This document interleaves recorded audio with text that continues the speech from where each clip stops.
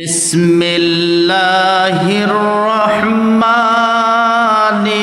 রহিম।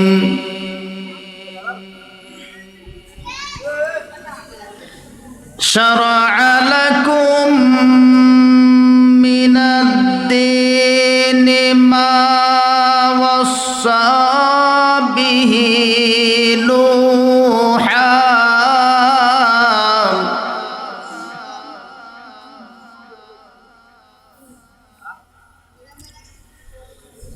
شرع لكم من الدين ما وصى به نوحا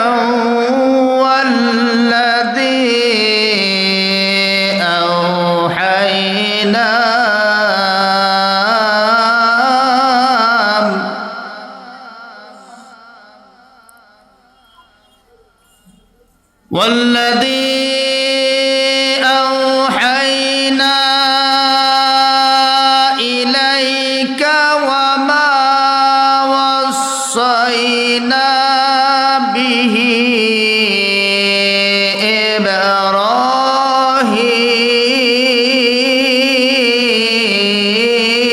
إبراهيم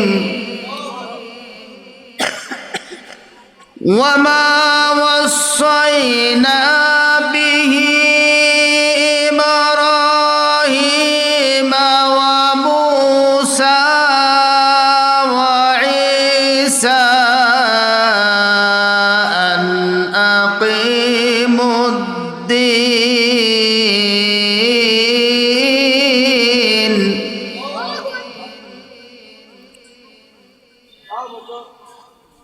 أن أقيموا الدين ولا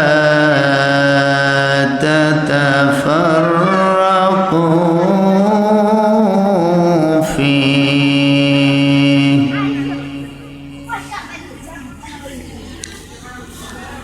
كبر على المشركين ما تدعوهم إليه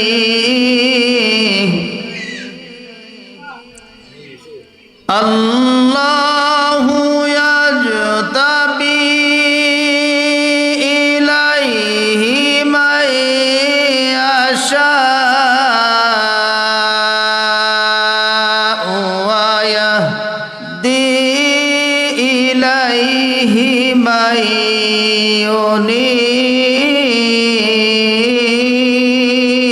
ينيب صدق الله العظيم.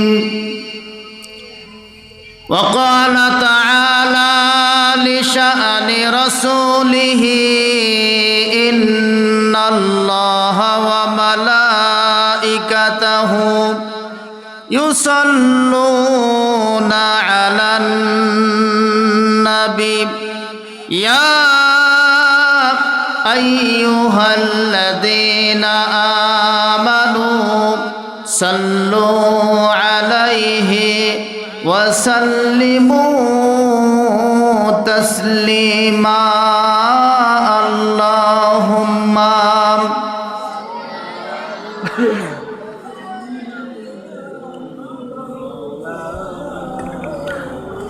وعلى آله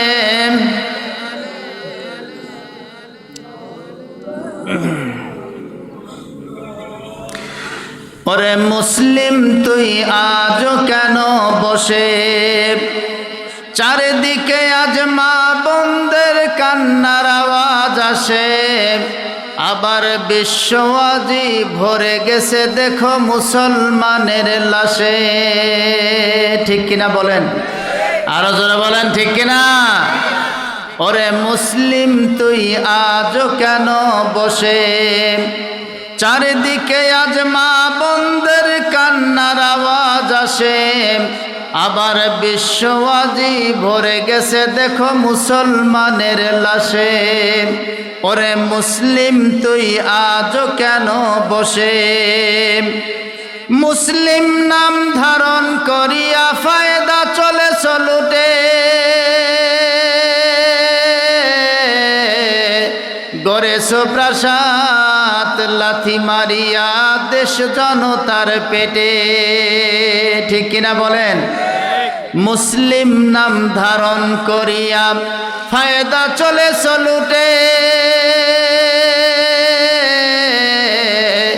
গড়েছ প্রাসাদ লাথি মারিয়া দেশ জনতার পেটে। আজ নরখাদকের গন্ধ দেখি, আজ নরখাদকের গন্ধ দেখি তোর মুখ হতে আসে, ওরে মুসলিম তুই আজ কেন বসে। চারিদিকে আজ মা বোনদের কান্নার আওয়াজ আসে, আবার বিশ্ববাজি ভরে গেছে দেখো মুসলমানের লাশে।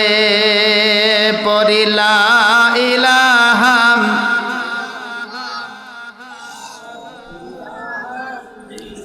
আপনাদের খুব ঘুম ধরেছে? কালেমা পড়লে পাপ হবে, কালেমা পড়লে গুনাহ হবে, কণ্ঠ কি আপনাদের বসে গেছে? যে কণ্ঠের আওয়াজ তাতে মনে হচ্ছে যে আর আমার মনে হয় যে জীবিত কেউ নাই। কি আওয়াজ বাড়াতে পারবেন? আমার যুবক ভাইরা আওয়াজ বাড়াতে পারবেন? এই পাশের কোনো যুবকের সারাই নাই, হয় যুবক থাকেন আর তা না হয় যুবক অবস্থাটা বাদ দিয়ে দেন। সবাই একটু জোরে সোরে কালেমা পড়ি লা ইলাহা,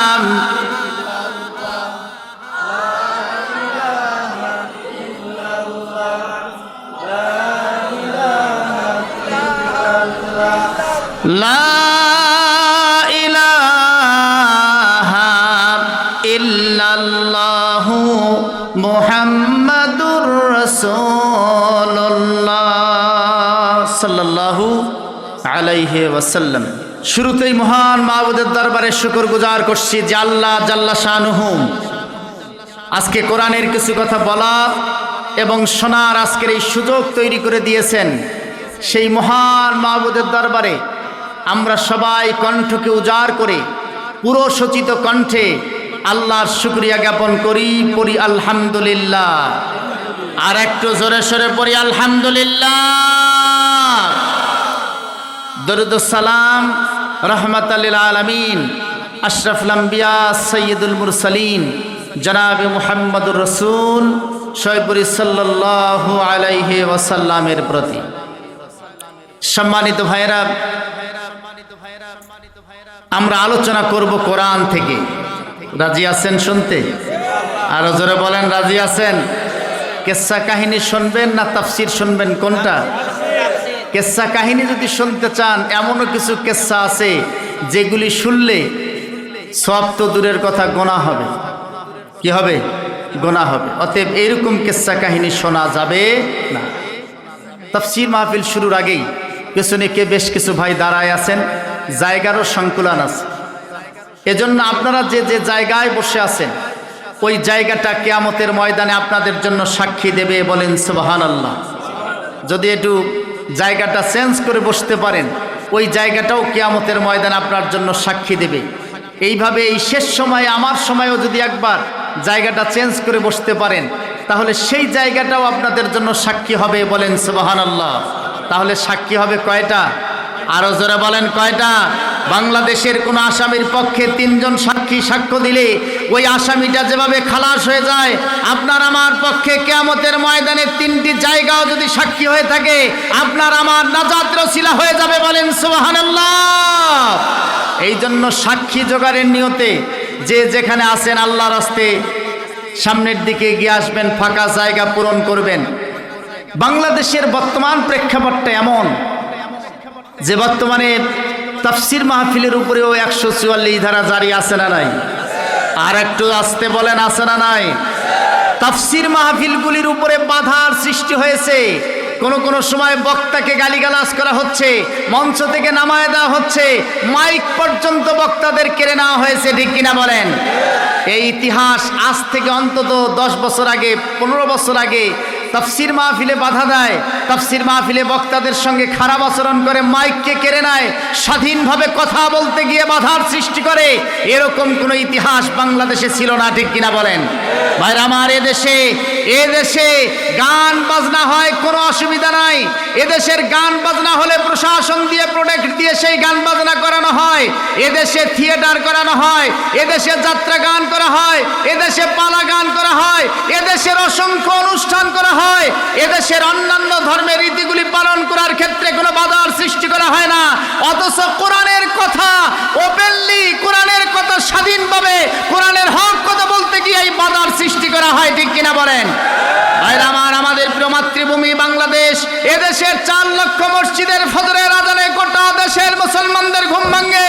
এদেশের মানুষরা ইশার আজান শুনে ঘুমাতে যায়।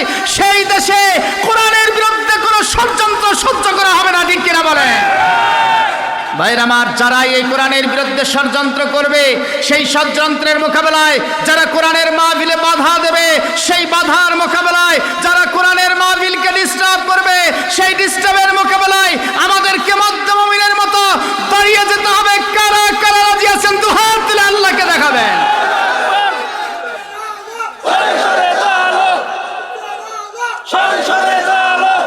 বিশেষ করে বাংলাদেশের আলেমরা যারা কোরআনের কথা বলে, তারা সবচেয়ে বেশি বড় ষড়যন্ত্রের বেকায়দায় আছে, ঠিক কিনা বলেন? আমরা আজকে সবচেয়ে বড় ষড়যন্ত্রের মোকাবেলায় আছি, ষড়যন্ত্রে আমরা পড়ে আছি। আমাদের তরুণ প্রজন্মের অহংকার। আজকে আমির হামজা ভাই কোথায়? কোথায়? জেলে। এদেশে গানের পাখি যারা আছে, মমতাজের মতো গানের পাখি যাদেরকে বলা হয়, যে মমতাজ বুকটা ফাইটটা যায় এই গান গেয়ে গোটা দেশে ভাইরাল হয়েছিল, তরুণ যুবকদের মুখের ভিতরে ইফতিজেঙ্গের ভাষা তুলে দিয়েছিল, সেই মমতাজের জায়গা হয় সংসদে, ঠিক কিনা বলেন? আর যারা কোরআনের পাখি, সেই আমির হামজার জায়গা আজকে জেলে। সেই কাজী ইব্রাহিম যিনি কোরআনের গবেষণা করে কথা বলেন, তার স্থান হলো আজকে জেলে। আজকে মিজানুর রহমান আজহারি আর দেশে থাকতে পারে না, কোরআনের কথা বলতে পারে না। আজকে আমরা দেখলাম আমাদের বড় হুজুর আল্লাহ সাইদি জেলের ভিতরে একমাত্র কোরআনের কারণে যেতে হয়েছে, ঠিক কিনা বলেন?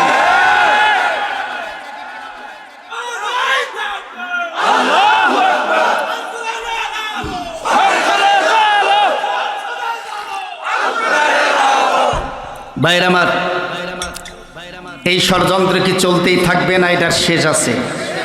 আরো জোরে বলেন, আছে না নাই? আজকে যে সূরা থেকে আলোচনা করেছি, এই সূরার নাম হলো সূরাতুশ শূরা। সূরাতুশ শূরা। সূরাতুশ শূরা শব্দের অর্থই হলো সংসদের সূরা। আর একটু আস্তে বলেন, আর একটু আস্তে বলেন। কিসের সূরা? সংসদ। সূরা শব্দের অর্থই হলো সংসদ। কোরআন আল্লাহ তাআলা অবতীর্ণ করেছেন, সূরা আছে 114 খানা। কত? ভাইরা আমার, আল্লাহ রাব্বুল আলামিন যে কোরআন পৃথিবীর মানুষের জন্য অবতীর্ণ করলেন, আল্লাহ তাআলা নিজে জানায় দিলেন, ওয়ানাজ্জালনা আলাইকাল কিতাবা তিবয়ানাল লিকুল্লি শাইইন ওয়া হুদাও ওয়া রাহমাতাও ওয়া বুশরা লিল মুসলিমিন। আল্লাহ রাব্বুল আলামিন জানায় দিলেন, দুনিয়ার মানুষরা, ওয়ানাজ্জালনা আলাইকাল কিতাবা তিবয়ানাল লিকুল্লি শাইইন, আমি তোমাদের জন্য যে কিতাব অবতীর্ণ করেছি, এই কিতাবের ভিতরে পৃথিবীর এমন কোন সমস্যার সমাধান নাই যে সমস্যার কথা কোরআনের সমাধান দেওয়া নাই। এরকম কোন সমস্যা কিয়ামত পর্যন্ত পৃথিবীতে আসবে না। সেই সমস্যা মানুষের ব্যক্তিগত সমস্যা হোক, সেই সমস্যা পারিবারিক সমস্যা হোক, সেই সমস্যা প্রকৃতিগত সমস্যা হোক, সেই সমস্যা বিজ্ঞানের সমস্যা হোক, সেই সমস্যা মহাকাশের সমস্যা হোক, সেই সমস্যা গভীর সমুদ্রের সমস্যা হোক, সেই সমস্যাটা মানুষের রাজনৈতিক জীবনে হোক, সেই সমস্যা মানুষের অর্থনৈতিক জীবনে হোক, সেই সমস্যাটা মানুষের সামাজিক জীবনে হোক, সেই সমস্যা মানুষের রাষ্ট্রীয় জীবনে হোক, সেই সমস্যাটা আন্তর্জাতিক জীবনের হোক, সকল সমস্যার সমাধান একমাত্র আমি কোরআনে দিয়েছি। এই কোরআন পৃথিবীর মানুষের জন্য হুদান, এটা হচ্ছে পৃথিবীর মানুষের জন্য জীবন সংবিধান। বলেন সুবহানাল্লাহ। এটা জীবন সংবিধান, জীবন সংবিধান। ওয়া বুশরা লিল মুসলিমিন। এই কোরআন পড়লে, মানলেই মানুষকে আল্লাহ তাআলা জান্নাত দিয়ে দেবেন। বলেন সুবহানাল্লাহ। ভাইরা আমার, ভালো করে শুনে নেন ভাইজান, আল্লাহ রাব্বুল আলামিন কোরআনের 114টা সূরার যে শিরোনামগুলি আছে, শিরোনাম মানে সূরার নাম, এই সূরার নামগুলো যদি আপনি পড়েন, শুধুমাত্র সূরার নাম এই শিরোনাম, এটা হচ্ছে সূরাটার শিরোনাম। যেমন প্রথম হচ্ছে সূরা ফাতিহা। কি নাম? ফাতিহা মানে হচ্ছে ভূমিকা। ফাতিহা মানে কি? এটার নামটা বুঝলেই বোঝা যায় যে সূরা ফাতিহা হচ্ছে কোরআনের ভূমিকা। এরপরে সূরাটার নাম সূরা আল বাকারা, মানে গাভীর সূরা। ভাইয়ের আমার, কোরআনের ভিতরে আপনার প্রাণী জগতের সকল কথা আল্লাহ তাআলা বলে দিয়েছেন। সূরা আল বাকারা গরুর সূরা, গাভীর সূরা অবতীর্ণ করেছেন। সবচেয়ে বড় যেটা সূরা ফিল, সেটার সূরাও আল্লাহ তাআলা দিয়েছেন। সবচেয়ে ছোট্ট একটা বস্তু সূরাতুন নামল, পিপিলিকার সূরাও আল্লাহ তাআলা কোরআনের ভিতরে দিয়েছেন। এর মাঝখানে সবচেয়ে বুদ্ধিজীবী আর একটা প্রাণী সূরাতুন নহল, মৌমাছির সূরাও আল্লাহ তাআলা দিয়ে দিয়েছেন। বলেন সুবহানাল্লাহ। তার মানে আল্লাহ তাআলা প্রাণী জগতের কথাও কোরআনের ভিতরে তুলে ধরেছেন। ভাইরা আমার, আল্লাহ রাব্বুল আলামিন সূরা তুর দিয়েছেন। সূরা তুর শব্দের অর্থ হচ্ছে তুর পাহাড়ের সূরা। সূরা কফ দিয়েছেন, কফ পাহাড়ের সূরা। পাহাড়ের যে ব্যাপারগুলি, সেগুলির ব্যাপারে আল্লাহ তাআলা সূরা দিয়েছেন। পাহাড়ের বিষয়গুলি কোরআনের ভিতরে তুলে ধরা আছে। ভাইরা আমার, শুধু তাই নয়, আপনি যদি মহাকাশের কথা চিন্তা করেন, এই দুইটা ছেলের কি হলো? এ বাবা, বসো বসো। এই অটো কই গেল? দাও, এই পাশে দেখো, বসো। এই কই যাবা তোমরা? এত সকালে চায় না, মানুষের পেশাব লাগছে নাকি? হ্যাঁ, এরকম ডায়াবেটিস ওয়ালা কোনো ছেলে আছে নাকি? আছে? একজনকে উঠতে দেবেন না মাঝখান থেকে। এটি কি? ভাইরা আমার, মহাকাশের সূরা আল্লাহ তাআলা দিলেন সূরাতুন নজম। আল্লাহ তাআলা যে গ্রহপুঞ্জ, এগুলির আয়াতের, এগুলির সূরা আল্লাহ তাআলা দিলেন। সূরাতুশ শামস মানে সৌর জগতের সূরা দিলেন। সূরাতুল কামার, আল্লাহ তাআলা চন্দ্র জগতের সূরা দিলেন। তার মানে মহাকাশের যত আছে, সূরাতুদ দুখান মানে হচ্ছে ধূমকেতুর সূরা, আল্লাহ ধোঁয়ার সূরা আল্লাহ তাআলা দিয়ে দিলেন। ভাইরা আমার, এইভাবে আল্লাহ রাব্বুল আলামিন এই পৃথিবীতে মহাকাশের ব্যাপারে যত তথ্যের প্রয়োজন, সব তথ্যই কোরআনের ভিতরে আল্লাহ তাআলা দিয়ে দিলেন। কোনোটাও আল্লাহ রাব্বুল আলামিন বাদ দেন নাই। ভাইরা আমার, শুধু তাই নয়, আর একটা বিষয় যদি আপনি দেখেন, এই পৃথিবীতে আল্লাহ তাআলা মানুষ পাঠায় দিলেন। এই মানুষের জন্য যা যা প্রয়োজন তার সব দিয়েছেন। একটা মানুষ এই পৃথিবীতে এককভাবে থাকতে পারবে না, যার কারণে মানুষটার দেশের দরকার আছে।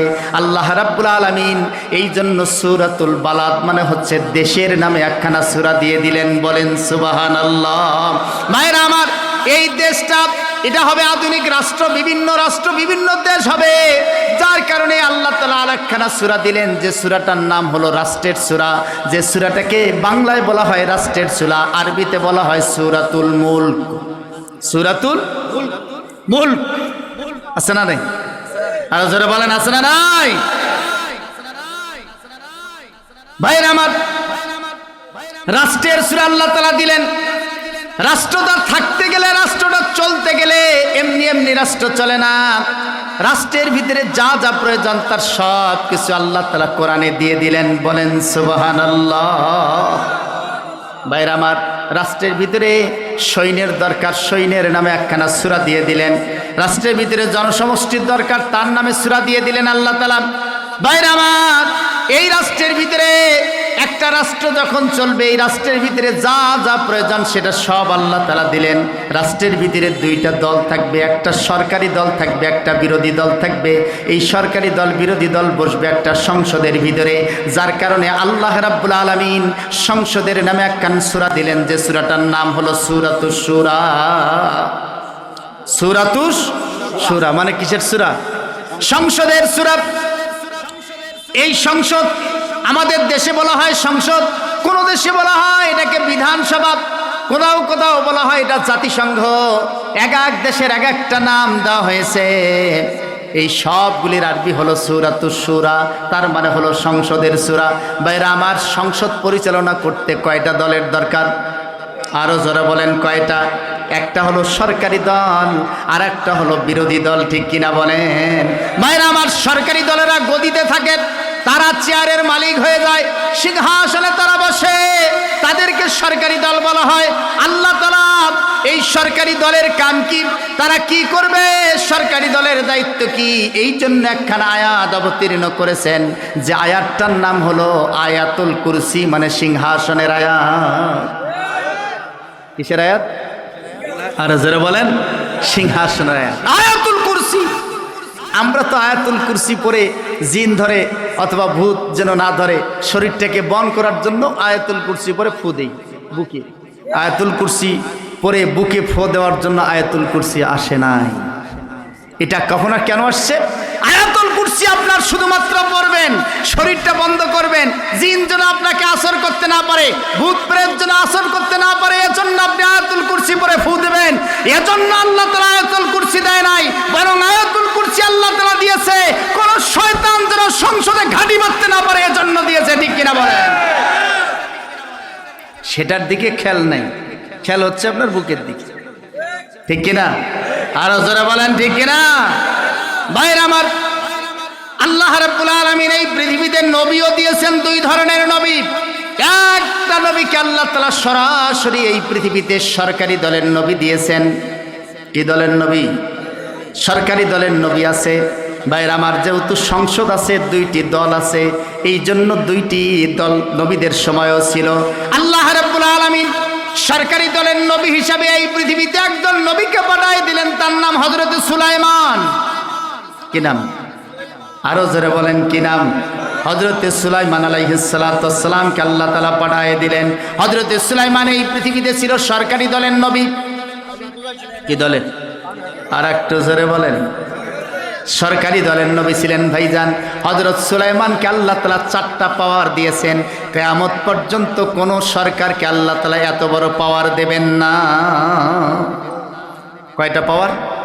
আর একটু আসতে বলেন, কয়টা? কয়টা? 4টা। 4টা পাওয়ার আল্লাহ তাআলা দিয়েছেন। কিয়ামত পর্যন্ত এই পৃথিবীর কোন সরকারকে আল্লাহ তাআলা এত বড় পাওয়ারফুল করবে না। এক নম্বর, হযরত সুলাইমান ছিলেন মানুষের বাদশা। 2 নম্বর, হযরত সুলাইমান ছিলেন জিনের বাদশা। আর একটু আসতে বলেন সুবহানাল্লাহ। 3 নম্বর, হযরত সুলাইমান ছিলেন সমস্ত প্রাণী জগতের বাদশা, আকাশের উড়ন্ত পাখির বাদশা, সাগরের মাছের বাদশা, গরু ছাগল হাঁস মুরগি সব কিছুর বাদশা তিনি। 4 নম্বর হলো হযরত সুলাইমান বাতাসের বাদশা ছিলেন। আরো জোরে বলেন কিসের? ভাইরা আমার, বাতাসের বাদশা ছিলেন। বাতাসকে অর্ডার করলে এক সকাল বেলায় 1 মাসের রাস্তা নিয়ে যেত, আবার বিকাল বেলা 1 মাসের রাস্তা নিয়ে আসতো। বাতাসের বাদশা বানায় দিয়েছেন, কারণ ক্ষমতার ভারসাম্য তিনি রক্ষা করতে পারবেন, এজন্য আল্লাহ দিয়েছেন। কিয়ামত পর্যন্ত আর কোন সরকার এই ক্ষমতার ভারসাম্য রক্ষা করতে পারবে না ভাইজান। যদি বাতাসের বাদশা বানায় দিত, ওই দেশে আর কোনো বিরোধী দল থাকতো না। বাতাস লাগায় দিয়ে বঙ্গোপসাগরে উড়ায় নিয়ে যে ফালায় দিত, যে ফাঁসি দেওয়া, জেল জুলুম করা, খুন গুম করার দরকার নাই, বাতাস লাগায় দিয়ে সেই সাগরের ভিতরে ডুবাই দাও, আর কেউ খোঁজ পাবে না, ঠিক কিনা বলে? বর্তমান যদি কোন সরকারকে আল্লাহ বাতাসের বাদশা বানায় দিত, ওই বাচ্চারা আর খুন গুম, ফাঁসির মঞ্চ, জেল জুলুম আর এগুলি বিরোধী দলকে দিত না। একবার সরাসরি বাতাস লাগাই দিয়ে উঠায় নিয়ে যেয়ে বঙ্গোপসাগরে ফেলাই দিত, ঠিক কিনা? এই জন্য আল্লাহ তাআলা এই পাওয়ার পৃথিবীর আর কোনো বাদশাকে দেবেন না। ভাইরা আমার, ভালো করে শুনে নেন ভাইজান, আল্লাহ রাব্বুল আলামিন এই পৃথিবীতে 5 জন নবীকে বিরোধী দলের নবী করে পাঠিয়ে দিয়েছেন। কয়জন? আর একটু জোরে বলেন কয়জন? এই যে আয়াতটা আমি তেলাওয়াত করেছি সূরাতুশ শূরা, এই আয়াতের ভিতরেই আল্লাহ রাব্বুল আলামিন সেই কথাগুলা জানায় দিয়েছেন।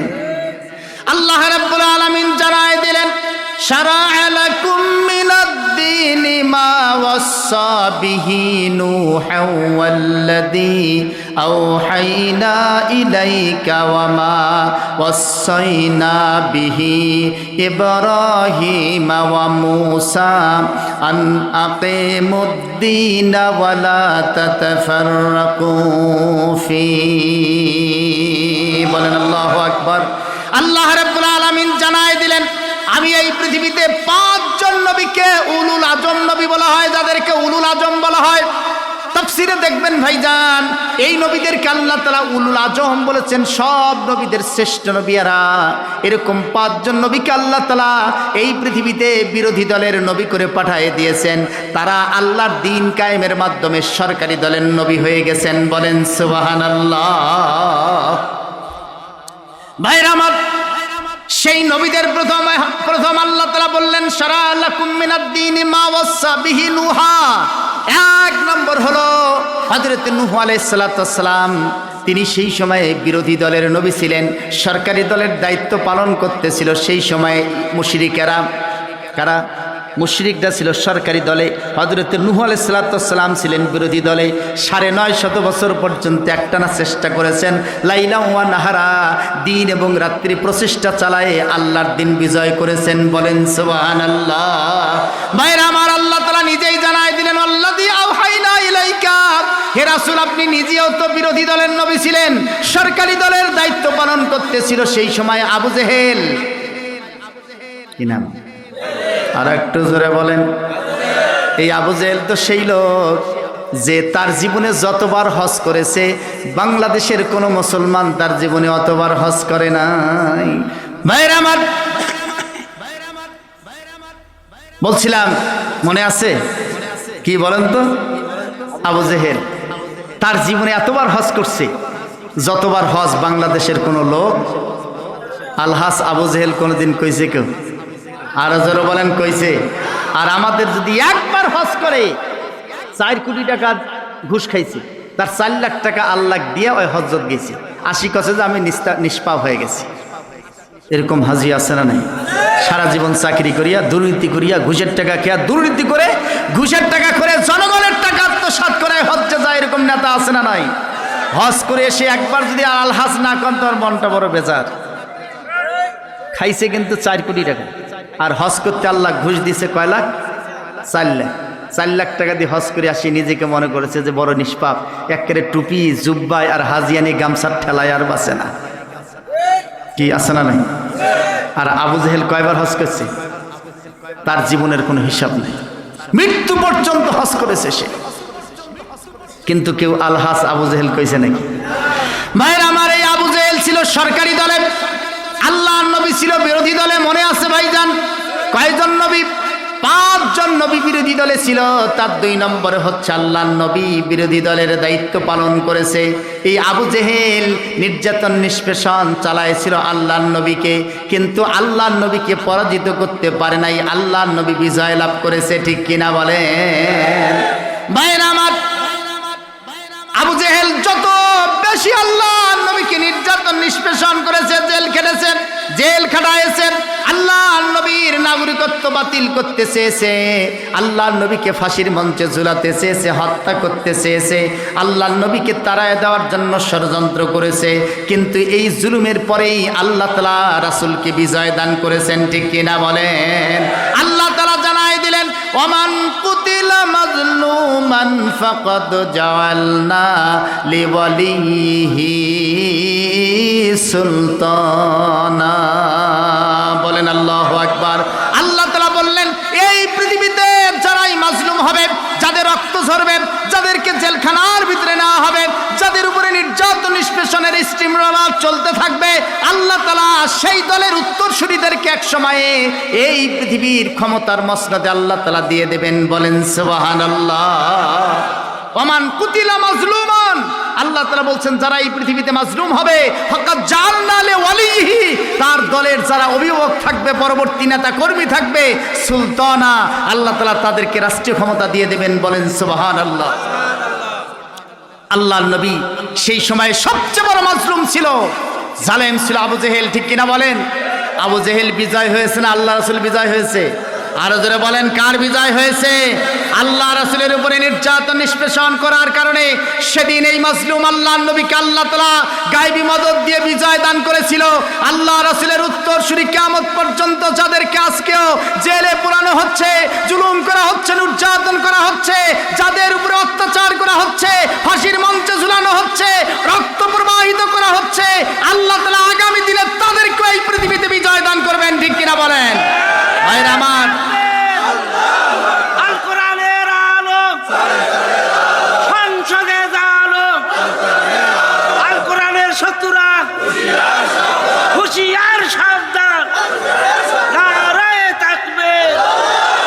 ভাইরা আমার, যার ইতিহাস আজকের পৃথিবীতে যদি দেখেন, এই আধুনিক পৃথিবীতে এক সময়ে সবচেয়ে বড় মজলুম ছিল ইরানের মুসলমানরা।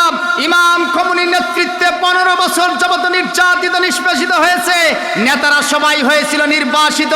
সেখানে একই দিনে 5000-এর মতো ইরানের মুসলমানদেরকে নির্যাতন নিষ্পেষণেই শুধু নয়, গুলি করে রাজপথে তাদেরকে হত্যা করা হয়েছিল। সেই মজলুমরা যখন ঐক্যবদ্ধ হয়েছে, ইরানের মাটিতে তাদের বিজয় হয়েছে। ঠিক কিনা বলেন? তুরস্ক হচ্ছে, হামলা করা হচ্ছে, কোরআনকে স্তব্ধ করে দেওয়ার জন্য ষড়যন্ত্র করা হচ্ছে। আমরা যারা এরকম জুলুমের শিকার, মজলুমের শিকার, যে সমস্ত ওলামারাও মজলুমের শিকার, আগামী দিন জাতি তাদের দিকে তাকিয়ে আছে। ঠিক কিনা বলেন? ভাইরা আমার, এটাই পৃথিবীর ইতিহাস। আল্লাহ রাব্বুল আলামিন জানায় দিলেন 5 জন নবীর 3 নম্বরে 2 নম্বরে হচ্ছে আল্লাহর নবী নিজেই সেদিন বিজয় হয়েছিল। 3 নম্বর হলো ওয়ামা ওয়াসাইনা বিহি ইব্রাহিম। 3 নম্বর হলো হযরত ইব্রাহিম আলাইহিস সালাতু ওয়াস সালাম। ভাইরা আমার, হযরত ইব্রাহিম আলাইহিস সালাতু ওয়াস সালাম তিনিও সেই সময় বিরোধী দলের নেতা ছিলেন। সরকারি দলের দায়িত্ব পালন করতেছিল যে লোকটা, তার নাম হলো কি? আর একটু আসতে বলেন কি নাম? নমরুদ ছিল। ভাইজান, নমরুদ আল্লাহ নবী হযরত ইব্রাহিমের উপরে জুলুম করে আগুনে পুড়ে মারতে চেয়েছিল। হযরত ইব্রাহিমের বিজয় হয়েছে না নমরুদের বিজয় হয়েছে? কার বিজয় হয়েছে? হযরত ইব্রাহিমের বিজয় হয়েছে। যে নমরুদ সেদিন আল্লাহর নবী হযরত ইব্রাহিম আলাইহিস সালামকে আগুনে পুড়ে মারতে চেয়েছিল, আল্লাহ তাআলা সেই নমরুদকে মশার কামড়ে জুতার পিটুনি খেয়ে খেয়ে পৃথিবী থেকে বিদায় করে দিয়েছে। ঠিক কিনা বলেন? এখনো সেই আল্লাহ আছে না নাই? এখনো সেই আল্লাহ আছে। দুর্বল হয়ে গেছে সে আল্লাহ? বুড়া হয়ে গেছে সে আল্লাহ? বলেন নাউজুবিল্লাহ। সে আল্লাহর শক্তি এখনো আছে, এখনো বৃদ্ধ হয় নাই। সে আল্লাহ এখনো আছে। ভাইরা আমার, 4 নম্বর হলো মুসা। আল্লাহ তাআলা নিজেই বললেন হযরত মুসা আলাইহিস সালামকে আল্লাহ তাআলা বিরোধী দলের নবী করে পাঠিয়ে দিয়েছেন। সরকারি দলের দায়িত্ব সে সময় পালন করেছিল সেই লোকটার নাম হলো ফেরাউন। কি নাম? ফেরাউন। ভাইরা আমার, ফেরাউনকে আল্লাহ তাআলা এই বিরোধী সরকারি দলের দায়িত্ব থেকে বিরোধী দলে নিয়ে গেছেন। এক সময় বিরোধী দল হিসেবে হযরত মুসার বিজয় দিয়েছেন। আর আল্লাহ ফেরাউনকে মেরেছেন কি দিয়ে? পানিতে চুবায়ে চুবায়ে, পানিতে চুবায়ে চুবায়ে আল্লাহ তাআলা ফেরাউন সহ তার সমস্ত লোকজনকে হত্যা করেছে। সেই আল্লাহ আছে না নাই? আরো জোরে বলেন, আছে না নাই? ভাইরা আমার, 5 নম্বর হলো ঈসা। কি নাম? হযরত ঈসা আলাইহিস সালাম ছিলেন বিরোধী দলীয় নবী। সেই সময়ে ইহুদিরা ছিল সরকারি দলের দায়িত্বে। ভাইরা আমার, ভালো করে শুনে নেন ভাইজান, ভালো করে খেয়াল করবেন ভাইজান। আল্লাহ রাব্বুল আলামিন এই 5 জন নবীর নাম আল্লাহ তাআলা এই সূরার এই আয়াতের ভিতরে উল্লেখ করেছেন।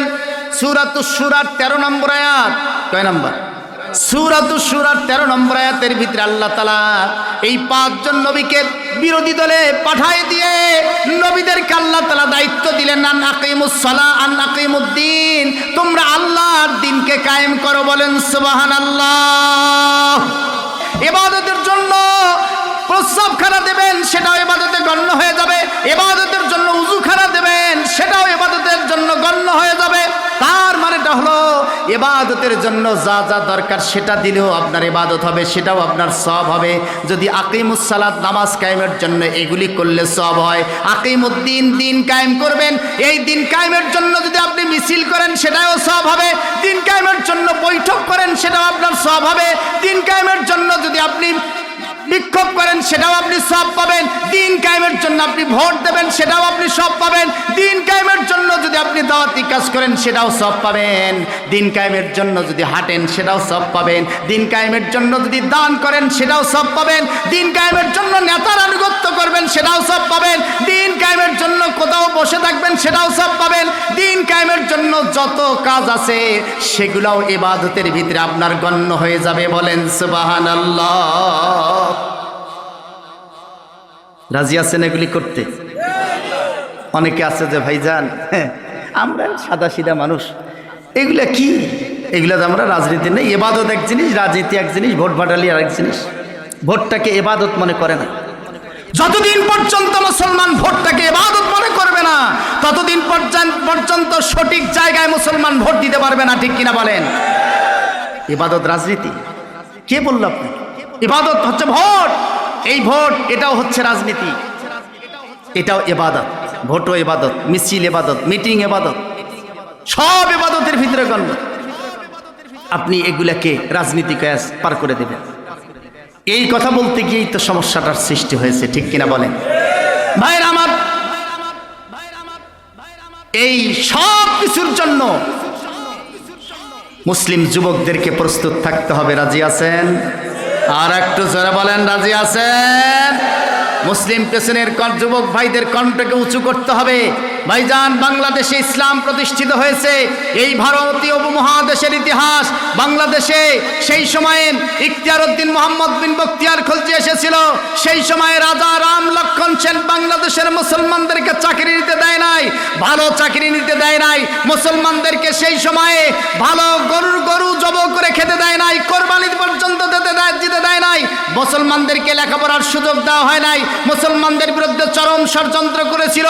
সেই সময় রাজা রাম লক্ষণ সেনের রাজ দরবারে তার ষড়যন্ত্রের মোকাবেলায় ইখতিয়ার উদ্দিন মোহাম্মদ বিন বখতিয়ার খলজি মাত্র 17 জন যুবক নিয়ে তার রাজ দরবারে এসে এত উঁচু স্বরে আল্লাহু আকবারের তাকবীরের আওয়াজ দিয়েছিল, আকাশ বাতাস প্রকম্পিত। আল্লাহু আকবারের ধ্বনি হৃদয় থেকে, মন থেকে, অন্তরের গহীন থেকে যদি একজন উচ্চারণ করে, তাবলাউ মা বাইনাস সামাওয়াতি ওয়াল আরদ, আসমান জমিনের সকল ফাঁকা জায়গা আল্লাহ তাআলা নেকি দিয়ে পরিপূর্ণ করে দেন। বলেন সুবহানাল্লাহ। ভাইরা আমার, সেই 17 জন যুবক আপনারা এখনো আছেন না বেশি আছেন? আরো জোরে বলেন, এখনো আছেন না বেশি আছেন? ইখতিয়ার উদ্দিন মোহাম্মদ বিন বখতিয়ার খলজির সেই 17 জন যুবকের মতো করে আমাদের প্রিয় মাতৃভূমি বাংলাদেশেও আল্লাহর দ্বীনের ব্যাপারে, কোরআনের ব্যাপারে, ইসলামের ব্যাপারে যারা ষড়যন্ত্র করবে, তাদের মোকাবেলায় সেই কণ্ঠের তাকবীরের আওয়াজ বের করতে হবে। কারা কারা রাজি আছেন? দুহাত তুলে আল্লাহকে দেখাবেন।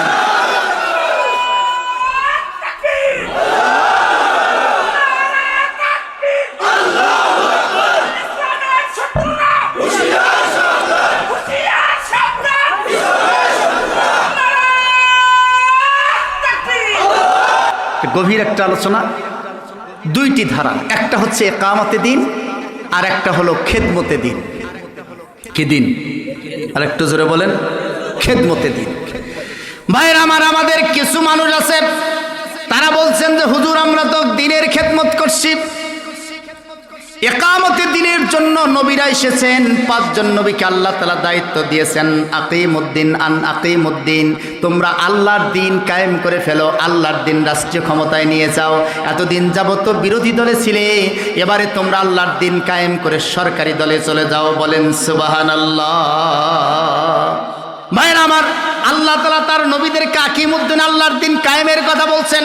আর আমরা বলতেছি আমরা দিন কায়েমের কাজে নাই, বরং বেচারা বলতেছে যে আমরা দিনের খেদমতে আছি।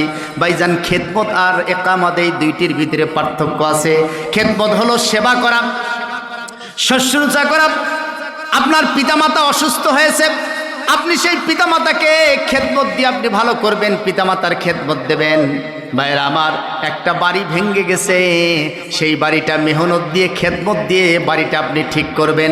ভাইরা আমার, আল্লাহ তাআলা এইরকম কোনো অসুস্থ দিন দেন নাই যে আপনার দিনের জন্য আপনাকে খেদমত করা লাগবে। আল্লাহ এইরকম কোনো ভাঙ্গাচুরা দিন দেন নাই যে দিনের জন্য আপনার খেদমত করা লাগবে। বরং দিনের খেদমত করা এইটা কোনো সাহাবীরা বলে নাই, কোরআনের কোনো একটি আয়াতও আল্লাহ তাআলা বলে নাই, এমনকি একটি হাদিসেও দিনের খেদমতের কথা বলা হয় না। একটি আয়াত দেখাতে পারবেন? অনেক ওলামা আছেন ভাইজান যে দিনের খেদমতের কথা আল্লাহ বলছেন। ইকামাতুদ্দিন না বলিয়া ইখামাতুদ্দিন বলেছেন।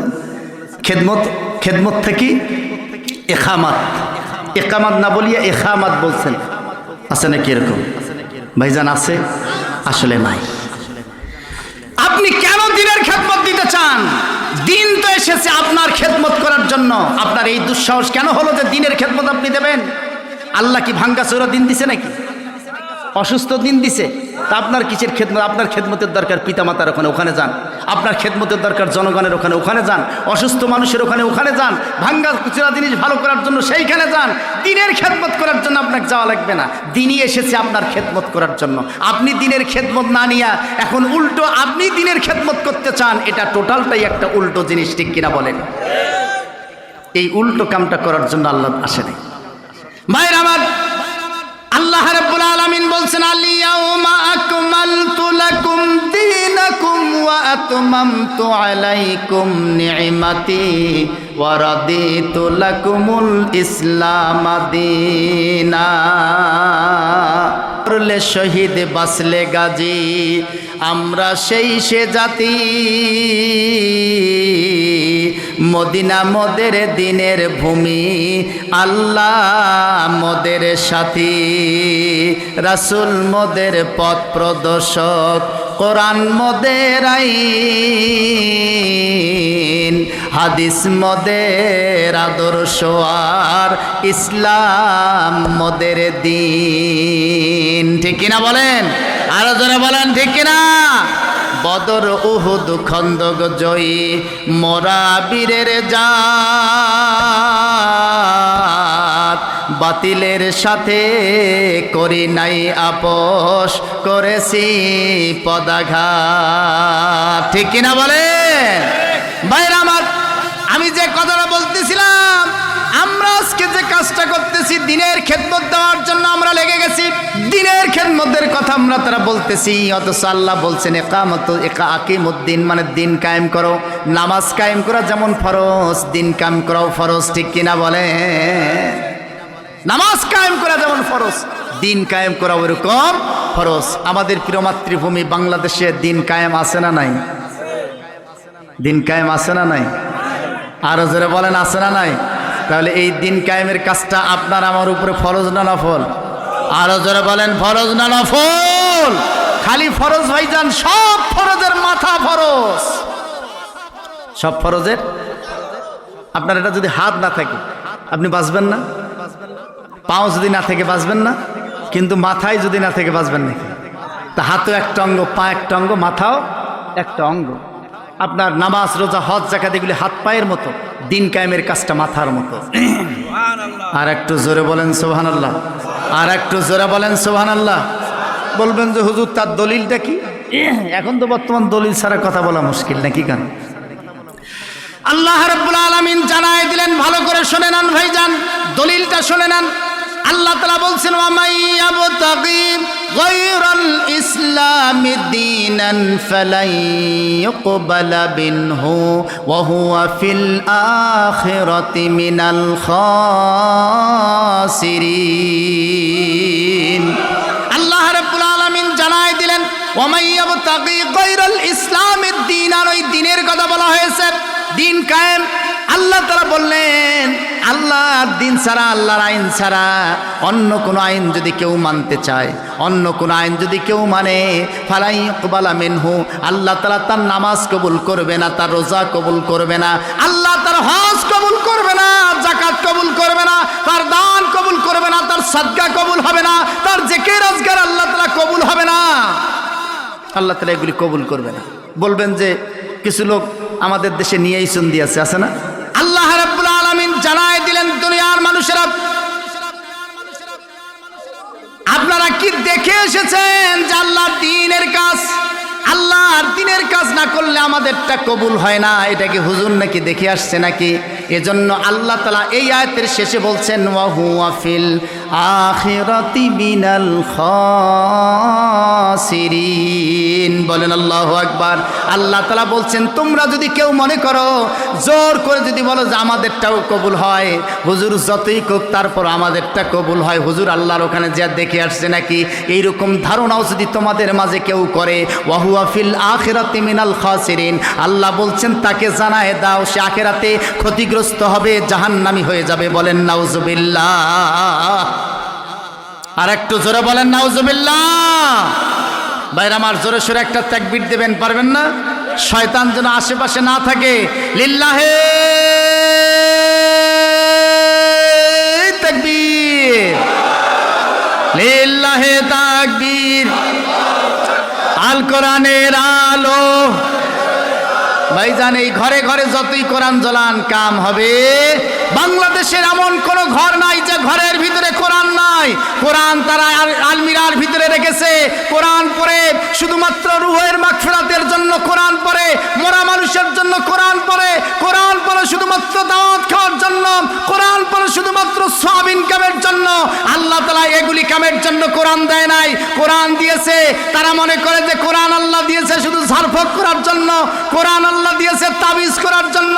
আল্লাহ এগুলির জন্য কোরআন দেন নাই। কোরআন আজকে ঝাড়ফুঁকের জন্য কোরআন মানবো না। কোরআন শুধুমাত্র তাবিজের কিতাব হিসেবে গ্রহণ করব না। কোরআন পড়ে শুধুমাত্র সওয়াব ইনকাম করব, এই জন্য কোরআন আমরা পড়ব না। কোরআন শুধুমাত্র মৃত্যু মানুষের সওয়াব রেসালির জন্য পড়ব না।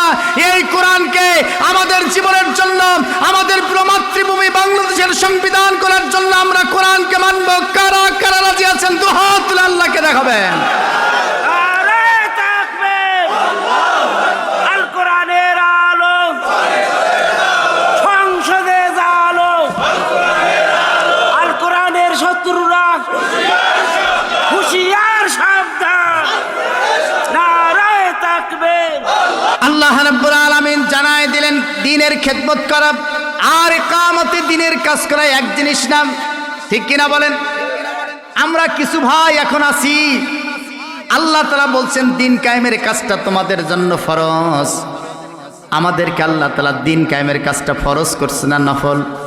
ফরজ না নফল? অথচ ওই বেচারা মসজিদ ঘরের ভিতরে ঢোকে দুহাত তুলে আল্লাহর দরবারে অত্যন্ত কাকুতি মিনতি করে, দু চোখের পানি ফেলে আল্লাহর দরবারে দোয়া করে, আল্লাহ তুমি তোমার দ্বীন কায়েম করে দাও। আছে না নাই? ভাইরা আমার, আল্লাহ বলছে বান্দা আমি তোমার জন্য ফরজ করলাম মান আকিমুদ্দিন, আমার দিন বান্দা তুমি কায়েম করো। আর আমরা মসজিদ ঘরে ঢুকে আল্লাহর কাছে বলতেছি আল্লাহ তুমি কায়েম করে দাও। আল্লাহ বলে বান্দা কায়েম করো, বান্দা বলে আল্লাহ কায়েম করো। কারটা ঠিক হবে? কারটা? তা আপনি কেন বলবেন এ কথা? আল্লাহ বলছেন বান্দা তুমি কায়েম করো, আল্লাহর দিন তুমি কায়েম করে দাও। আর বান্দা বলছে যে না, হ্যাঁ আল্লাহ তুমি কায়েম করে দাও। বান্দার আল্লাহ ঠেলাঠেলি বেজে গেছে। ঠিক কিনা? আরো জোরে বলেন ঠিক কিনা? সেও তার দোয়া করে একেবারে চোখের পানি ফেলে, হাই রে হাই, আল্লাহ যদি আল্লাহর দিন কায়েম করে দেয় তোমার উপর ফরজ করার দরকার কি? ঠিক কিনা? আরো জোরে বলেন ঠিক কিনা? ওই যে মুসা নবীর উম্মতেরা যেটা বলছিল ওইরকম আমরাও হয়ে গেছি। ইযহাব আনতা ওয়া রাব্বিকা ফাকাতিলা ইন্না হাহুনা কায়েদুন। মুসা তোমার আল্লাহ সহ যা যুদ্ধ করো, যুদ্ধে যদি জয়ী হও আমরা তোমার পেছনে আছি, আর যদি যুদ্ধে জয়ী হবার না পারো তাহলে আমরা কিন্তু নাই। কি তাই না? এই দশা হয়েছে কিনা আমাদের? আরো জোরে বলেন এই দশা হয়েছে কিনা? হ্যাঁ। আবার যদি বলেন যে ভাই এটা কি কয় না এত বড়, আমি তো এমন আমার দিলটা এত নরম যে আমি কারোর উপর হাত তুলিবার পারি না, কাউকে কটু কথা কবার পারি না। আছে না নাই? ইসলাম কি এইটার নাম? ইসলাম কি এইটার নাম?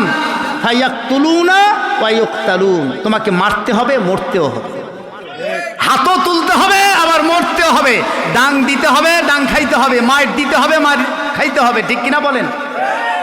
সর্বশেষ নিজের জীবনটাও দেওয়া লাগতে পারে, কারো জীবনও নেওয়া লাগতে পারে। এইটার নাম কি? ইসলাম। আর এমন এমন দরবেশ, এমন আল্লাহর ফেরেশতার সাথে না ওর হাত কারোর উপর ওঠে না, ওর মুখ কারো কটু কথা কয় না। কার বিরুদ্ধে কথা কই? আল্লাহে তাকবীর। সম্মানিত ভাইরা, আল্লাহ তাআলা এই দ্বীন কায়েমের কাজটা আমাদের জন্য ফরজ করেছেন না নফল? আরো জোরে বলেন ফরজ না নফল? আল্লাহ তাআলা ফরজ করেন আমাদের জন্য।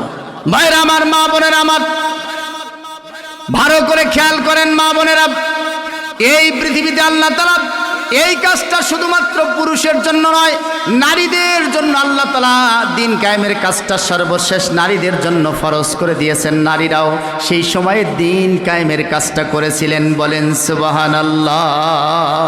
মায়েরা আমার, বোনেরা আমার, এই পৃথিবীতে আল্লাহ তাআলা চারজন নারীকে সম্মানিত করেছেন যারা দিনের জন্য এই পৃথিবীতে সবচেয়ে বেশি রক্ত ঝরাইছিল, সবচেয়ে বেশি দিনের জন্য এই পৃথিবীতে তারা সবচেয়ে বেশি কষ্ট করেছিল, তাদেরকে আল্লাহ তাআলা এই দুনিয়াতে নজির দেখায় দিয়েছেন, দৃষ্টান্ত তাদের স্থাপন করে দিয়েছেন। তার এক নম্বর হলো হযরতে খাদিজাতুল কুবরা রাদিয়াল্লাহু তাআলা আনহা, আল্লাহর নবীর স্ত্রী। তিনি প্রথম আল্লাহর দ্বীন গ্রহণ করেছেন, আল্লাহর দ্বীন গ্রহণ করেছেন। তিনি তার জীবনের সমস্ত সম্পদ আল্লাহর দ্বীনের জন্য বিলীন করে দিয়েছেন। মায়েরা আমার, বোনেরা আমার, এই পৃথিবীতে চারজন নারীর দৃষ্টান্ত আল্লাহ কোরআনে দিলেন। তার এক নম্বর হলো এমন একজন ধনী মহিলা, যার চেয়ে ধনী মহিলা কিয়ামত পর্যন্ত পৃথিবীতে আসবে না। সেই ধনী মহিলাকে আল্লাহ তাআলা দুনিয়াতে জান্নাতি মহিলা হিসেবে আখ্যায়িত করেছেন। সেই ধনী মহিলার নাম হলো হযরতে খাদিজাতুল কুবরা রাদিয়াল্লাহু তাআলা আনহু। হযরতে খাদিজাতুল কুবরা রাদিয়াল্লাহু তাআলা আনহু।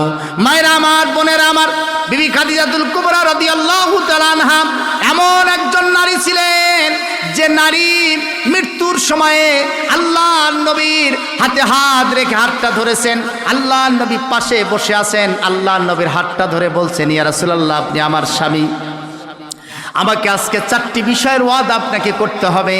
তার একটি হলো যে আমি যখন মারা যাব, আমার মৃত্যুর পরে 4টি ওসিয়ত আমি করব, এই 4টি ওসিয়ত আপনাকে পালন করা লাগবে। আল্লাহ রাসূল সম্মতি দিলেন। বিবি খাদিজাতুল কুবরা বললেন, ইয়া রাসূলুল্লাহ, আমি মারা যাওয়ার পরে আমার গোসলটা আপনি নিজ হাতে করাবেন, অন্য কেউ যেন আমার গোসলটা না করায়। দ্বিতীয় ওসিয়ত করলেন, ইয়া রাসূলুল্লাহ, আমার মৃত্যুর পরে আমার কাফনটা আপনি আপনার হাত দিয়ে পরাবেন, অন্য কেউ যেন না পরায়। তৃতীয়বারে ওসিয়ত করলেন, ইয়া রাসূলুল্লাহ, আমাকে কবরে আপনি নিজ হাতে শোয়ে দেবেন। আর 4র্থ নম্বর ওসিয়ত করলেন, আমার মনকান নকিরের সলের জবটাও আপনি দিয়ে দেবেন। বলেন সুবহানাল্লাহ। মায়েরা আমার, বোনেরা আমার, দ্বিতীয় আরেকজন নারীর দৃষ্টান্ত আল্লাহ তাআলা দিলেন। এই দৃষ্টান্ত হলো হযরতে মারিয়ম আলাইহিস সালামের দৃষ্টান্ত আল্লাহ দিয়েছেন। হযরতে মরিয়ম এমন একজন গরিব মহিলা, যে গরিব মহিলার কিয়ামত পর্যন্ত অত গরিব মহিলা আল্লাহ তাআলা দুনিয়াতে দেবে না। অনেক মা বোন বলতে পারেন যে আমরা দিনের কাজ করতে পারি না, দিন কায়েমের আন্দোলনের শরীক হতে পারি না, কারণ আমাদের অর্থ নাই, সম্পদ নেই, আমরা গরিব মানুষ, মানুষের বাড়িতে কাজ করে খাই, আমাদের কি এটা সম্ভব? মায়েরা আমার, সেই দিন আপনি এই কথা বলে পার পাবেন না। আল্লাহ তাআলা হযরতে মরিয়মের দৃষ্টান্ত আপনাকে দিয়ে দেবে। যেই মরিয়ম তার চেয়ে গরিব মহিলা পৃথিবীতে আসে নাই, সেই মরিয়মকে আল্লাহ রাব্বুল আলামিন এই পৃথিবীতে জান্নাতের সার্টিফিকেট দিয়ে দিয়েছেন। বলেন সুবহানাল্লাহ। ভাইরা আমার, 3 নম্বর নারী হলো হযরতে বিবি আসিয়া, যার স্বামীটা হলো সবচেয়ে বড় কাফের, নাম হলো ফেরাউন। কি নাম? আর একটু জোরে বলেন, কি নাম? পৃথিবীতে কোনো নারীর স্বামী এখনো ফেরাউনের মতো আছে নাকি? ভাইরা আমার, মা বোনেরা আমার, এই ফেরাউন সেদিন বিবি আসিয়া আল্লাহর দ্বীন গ্রহণ করেছিল, মুসলমানদের উপরে নির্যাতন নিষ্পেষণ চালাচ্ছিল ফেরাউন।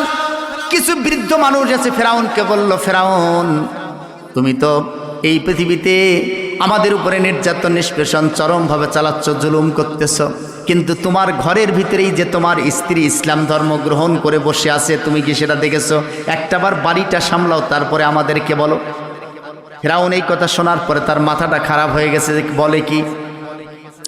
বাড়িতে আসার পরে বিবি আসিয়াকে বলছে, বিবি আসিয়া, ঘটনা কি? বিবি আসিয়া বলল, ঘটনা অন্য কিছু নয়। প্রথম দিকে কিছু বলতো না, চাপ যখন ক্রিয়েট হলো, বিবি আসিয়া এবারে স্বীকার করলো যে হ্যাঁ, আমি আল্লাহর দ্বীন গ্রহণ করেছি, ইসলাম গ্রহণ করেছি। বলেন সুবহানাল্লাহ। ভাইরা আমার, এই কথা বলার পরে বিবি আসিয়ার উপরে নির্যাতন শুরু হয়ে গেল। বিবি আসিয়া 4টা কথা সেই দিন তার স্বামীকে বলেছিলেন। 4টা কথা। কয়টা? 4টা কথা বলেছেন। মায়েরা আমার, বোনেরা আমার, শুনে নেন। 1 নম্বর, বিবি আসিয়া বলেছিলেন, আমার স্বামী রে, আমি হলাম এই মিশরের ভিতরে তুমি রাজা, আর আমি হলাম রানী। আমার সম্মান মিশরের ভিতরে সবচেয়ে বেশি। যদি তুমি আমার রানীর পদ থেকে বাদ দাও, তারপরও আমি রাজি হব, কিন্তু আল্লাহর দ্বীন ছাড়তে আমি রাজি হব না। 2 নম্বর, তিনি বলেছিলেন, আমার মণিমুক্তা, আমার সোনাদানা, আমার হীরা, আমার চুরি ফিতা, আমার এগুলি সোনা, আমার সম্পদ এই মিশরের ভিতরে সবচেয়ে আমার বেশি আছে। তুমি আমার সমস্ত সম্পদকে যদি কেড়ে নাও, আমাকে যদি নিঃস্ব বানায় দাও, তারপরে আমি রাজি হব, কিন্তু আল্লাহর দিন ছাড়তে আমি রাজি হব না। বলেন সুবহানাল্লাহ। 3 নম্বর বলেছিল, আমার স্বামীরে আমার যে অন্দরমহলে আমাকে থাকতে দাও। মিশরের অন্দরমহল হচ্ছে মিশরের সবচেয়ে বড় একটা দর্শনীয় জায়গা, যেখানে রানী মা অবস্থান করে। আপনারা জানেন হযরত ইউসুফ আলাইহিস সালাম জুলাইকার কথা। জুলাইকা রানী ছিল, অন্দরমহলে ছিল। অন্দরমহল বলতে যেটা বোঝায় 7টা দরজা পাড়ি দিয়ে তারপরে থাকতে হয় অন্দরমহলে। কয়টা দরজা? ওই যে হযরত ইউসুফ আলাইহিস সালামের ব্যাপারে বলা হয়েছে সাবাতা আবওয়াব। কয়টা দরজার কথা বলা হয়েছে? 7টা। সাবাতা আবওয়াব, এই 7টা দরজা পার হয়ে তারপরে যেতে হয় অন্দরমহলে। কয়টা দরজা? এইখান থেকেই আধুনিক বিশ্বের জেলখানার দরজা তৈরি হয়েছে। ভালো করে খেয়াল করেন সূত্রটা। এইখান থেকে আমাদের জেলখানার দরজা কয়টা? এই কোয়ার পান্না ভাইজান, কয়টা? জেল যান নাই? গেছিলেন? গণেন নাই? একেবারে মূল গেট থেকে আপনি যেখানে অবস্থান করবেন, যারাই যেখানে অবস্থান করবে, গেট হবে কয়টা? 7টা।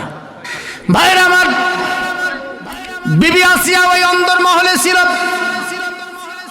বিবি আসিয়া অন্দরমহলে থাকলো, বলল অন্দরমহল থেকে যদি আমাকে বের করে দেন, গাছতলার ভিতরে থাকবো, গাছতলায় থাকবো, কিন্তু আল্লাহর দিন থেকে 1 চুল পরিমাণ সরব না। বলেন সুবহানাল্লাহ।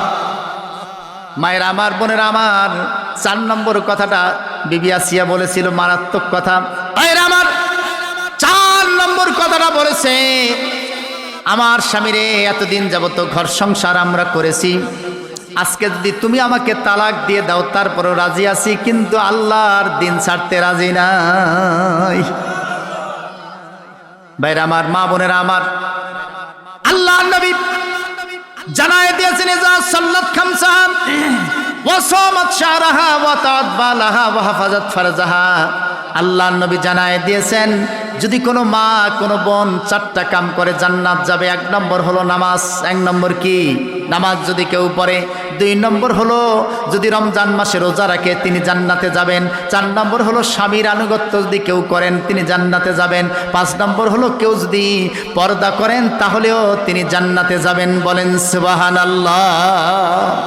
4টা কাম, ইজা সাল্লাত খামসাহা ওয়া সামাত শাহরাহা ওয়া তাআত বালাহা ওয়া হাফাজাত ফারজাহা।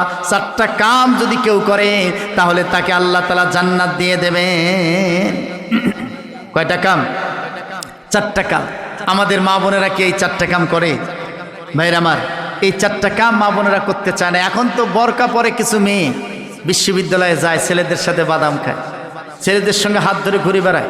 ও বোরকা পরে পর্দার জন্য নয়, ও যেন কার মেয়ে এইটা যেন কেউ বুঝতে না পারে, এই জন্য বোরকা পরে। ঠিক কিনা বলেন? এই ডিজাইনের বোরকা পরা এটা শরীয়ত এলাও করে না। আপনি বোরকা পরে আরেকজন পুরুষের সঙ্গে ঢলাঢলি করে বেড়াবেন, হাত ধরে বেড়াবেন, পার্কে ঘুরবেন, বিশ্ববিদ্যালয়ে যাবেন, একসাথে বাদাম খাবেন, এটা হতে পারে না। এটার নাম পর্দা নয়। এটার নাম পর্দা নাকি? এইটার নাম পর্দা না। এটা পর্দার নামে আপনি প্রহসন করছেন।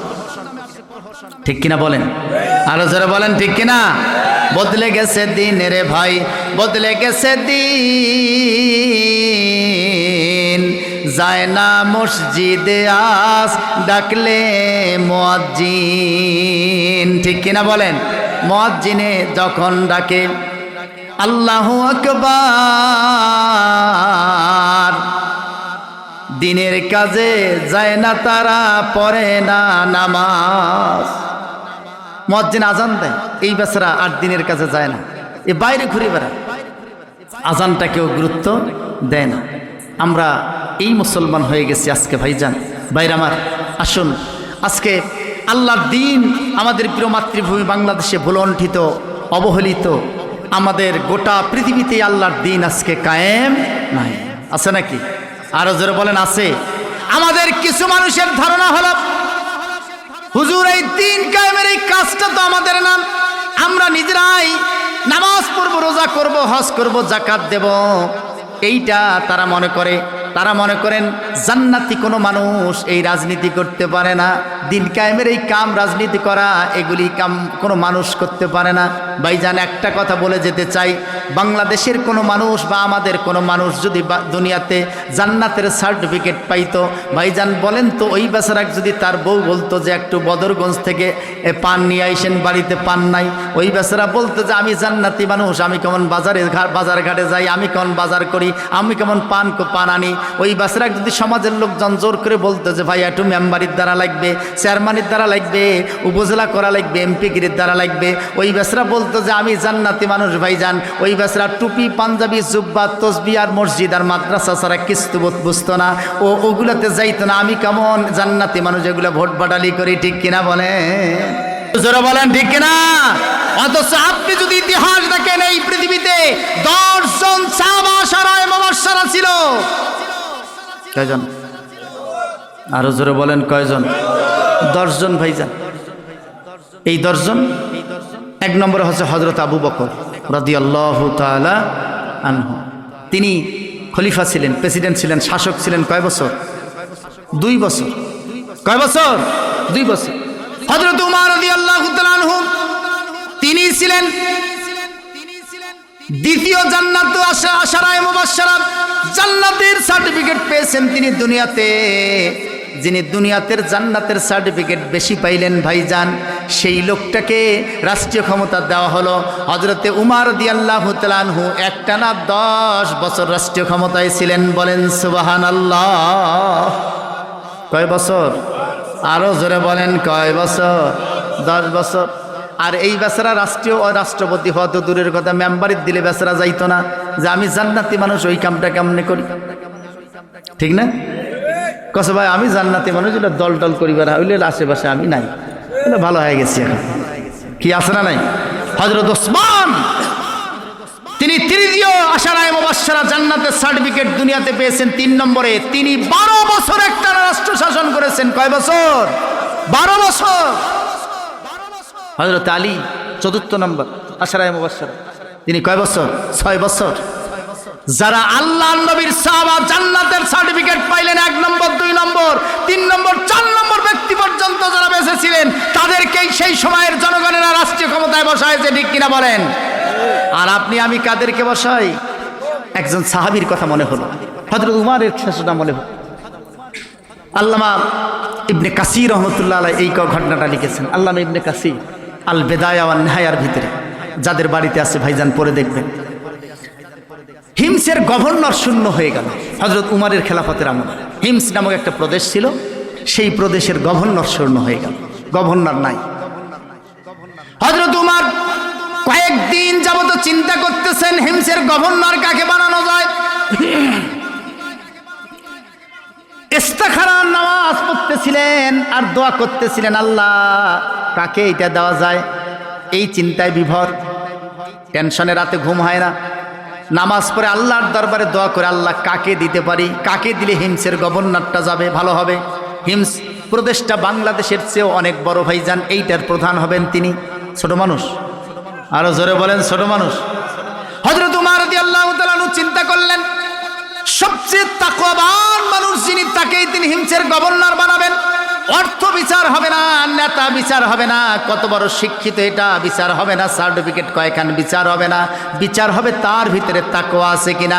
এই তাকওয়ার বিবেচনা করতে গিয়ে একজন কাঠুরিয়া গরিব মানুষ, খালি কাঠ কাটে আর বাজারে বিক্রি করে, যে টাকাটা ওই দিনের জন্য খাইতে লাগে, ওই চাউল ডাল যা কিনে বাড়ির নিগি দেয়, যে কয়টা টাকা বাঁচে ওই কয় টাকা আল্লাহর রাস্তায় দান করে দেয়। ঘরে 8 আনা পয়সাও জমা নাই, দিন আলি দিন খায়। কামলা আছে না এরকম, দিন আলি দিন খায়। আরও তো বিচরার কিছু জমা আছে 2-4 টাকা। আর এই লোকটা ফির এমন, তাই কি করে, কাঠ কাটিয়া বাজার বিক্রি করে, চাল ডাল ওই দিনের জন্য যতটুকু লাগে ওইটুক কিনে, আর বাকি টাকা কি করে, দান করে দেয়, আর নিগায় না পারে। হযরত উমর সেই সাহাবীকে ডাকলেন। সাহাবীর নাম হলো আমর বিন আস। আমর বিন আস। আহা, এই ঘটনা যখন পড়ি আমার নিজের চোখের পানি আমি ধরে রাখতে পারি। আমর বিন আস রাদিয়াল্লাহু তাআলা আনহুকে খলিফাতুল মুসলিম খোঁজার জন্য পাঠিয়ে দিলেন, যে দেখলেন তিনি কাঠ কেটে বাজারের ভিতরে আসছেন। হযরত উমারের প্রশাসন বলল যে খলিফাতুল মুসলিমিন এখনই আপনাকে কল করেছে, যেতে বলেছে। বেচারা কোনো রকমে ওইখান থেকে বাজার থেকে চলে আসছে উমারের কাছে। হযরত উমর রাদিয়াল্লাহু তাআলা আনহুর কাছে আসার পরে হযরত উমর রাদিয়াল্লাহু তাআলা আনহুকে বললেন, খলিফাতুল মুসলিমিন, আসসালামু আলাইকুম ইয়া খলিফাতুল মুসলিমিন। হে খলিফাতুল মুসলিমিন, আপনাকে সালাম। আপনি আমাকে কেন ডেকেছেন? হযরত উমর বললেন, আমর বিন আস, আমি তোমাকে ঢাকায় পাঠাইছি একটি কারণে। হিমসের গভর্নর নাই, সেই গভর্নরের দায়িত্ব পালনের জন্য তোমাকে ডেকে পাঠাইছি। তোমাকে হিমসের গভর্নরের দায়িত্বের জন্য আগামীকালকেই রওনা হতে হবে, এর ব্যাপারে কোনো ছাড় নাই। হযরত আমর বিন আস কাঁদতে কাঁদতে যেন বেহুশ হয়ে যাচ্ছেন। বললেন যে আমি মাফ চাই, এই কাজটা আমি করতে পারবো না, এইটা আমার দ্বারা সম্ভব না। আমি একজন গরিব মানুষ, মাঠে কাঠ কেটে বনে কাঠ কেটে বাজারে বিক্রি করে খাই, আমার দ্বারা এটা সম্ভব হবে না। হযরত উমর রাদিয়াল্লাহু তাআলা আনহুর কাছে বারবার তিনি বলতেছেন, এটা আমাকে দেবেন না, আমি পারবো না এটা, তাছাড়া ওই অভিজ্ঞতাও আমার নাই।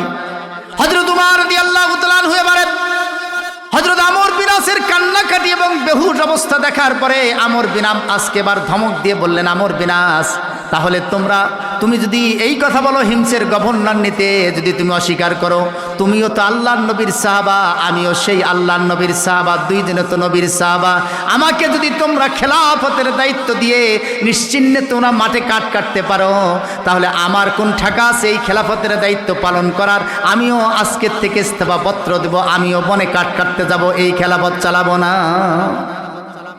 চিন্তা করতে পারেন, চিন্তা করতে পারেন হযরত উমরের কথা, যে আমার কোন ঠেকাটা আছে এই খেলাফত চালাবার? আমার কি দরকার? তোমাদের যদি দরকার না হয় তা আমার কোন দরকার এটা চালাবার?